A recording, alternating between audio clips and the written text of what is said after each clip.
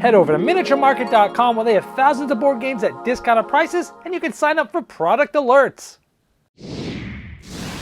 Hello my friends, it's the Game Boy Geek here, and today we're going to be detectives trying to tie the loose ends of a case from way back in the day. We're going to be trying to solve a cold case. So today we're going to be looking at Cold Case, A Pinch of Murder. This is a new series of games from Think Fun, who usually make sort of puzzles and solo games and things like that. So let me show you how this game works without spoiling anything, very briefly show you how it works and what's in here without, again, spoiling anything, and I'll tell you my final thoughts on the other side.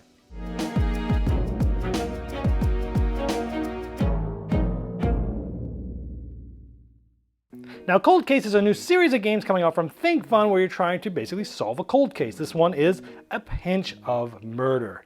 Now, there's actually multiples of these available. For example, there's another one called A Story to Die For, but today we're going to concentrate on A Pinch of Murder and I'll talk generally about the series itself.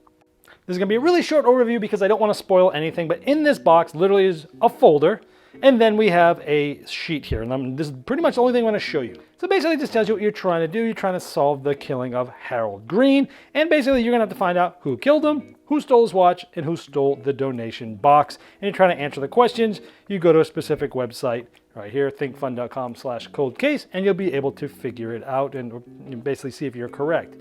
On the back side of this, it has a reference, which is the number of the sort of the document number and what it is and the source of that. And this basically, so there's 30 items below this that are all different types of things.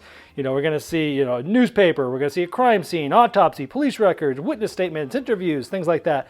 Pictures, all sorts of different evidence that you'll see. And you're going to be going through this sort of in order, and if you're playing with multiple players, sort of passing some of them around and going through things. But that's pretty much it. You're trying to read everything, go through everything, and trying to figure out the answer to those 3 questions. But I'm not going to show any more because I don't want you to spoil it for you.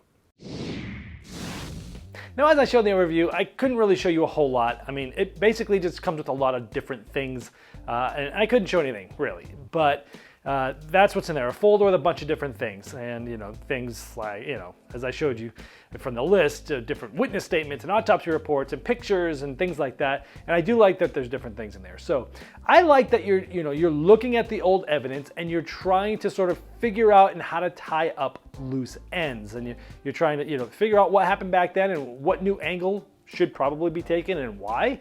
I like that there's different types of evidence. So maybe you're looking at a newspaper, maybe you're looking at an autopsy report, maybe you're looking at police interviews or photos, maybe witness statements. And I like that there's a lot of different things that are in there to kind of give you different angles. And I also like that sort of everything is sequential in the game. And so the game gives you evidence in a logical sequence. You're not like getting some weird information over here and some weird information over here, and you're not going, and you're not getting sort of confused. It kind of lays it out in a nice, easy, methodical manner, and I like that aspect of it. I like that you're sort of learning things, and then you're sort of looking back at previous evidence, and you're trying to say, oh, okay, I remembered something about that later. Let me go back and look at that and see how much of it sort of ties to this or things like that. I like that aspect of it. And I like that when you think you have it solved, you do have to go to a website, so you do need some sort of online connectivity in order to see if you've got it right. You don't need any to play the game, but to see if you're right, you need to connect to a website. And it will, you got 3 questions that you're trying to solve, and it will sort of, if you get it wrong, it will sort of tell you, well, no, because of this, and this piece of evidence, that can't be correct. It kind of gives you like an out to say, okay, it tells you you're wrong, it maybe gives you a clue, and you try to figure things out. So I like that, like, if you're wrong, it's not like the game's over, it's not like it skips and goes through all the questions. You get to sort of go back and try to re-look at different things. In this, it's a low MSRP. $15 is this game in retail price, and so it's kind of like an impulse buy. Now, on the negative side of things, it only took me in a solo game about 1 hour to go through this evidence, and that's in detail. That's reading everything, looking closely. I would have wished it was a little bit longer than that. Now, after doing all that, maybe I spent 10 minutes trying to figure out the answers to the questions, but I wouldn't say this is going to be any longer than 90 minutes tops. It's probably more like an hour experience, maybe an hour and 15 if you're really taking your time.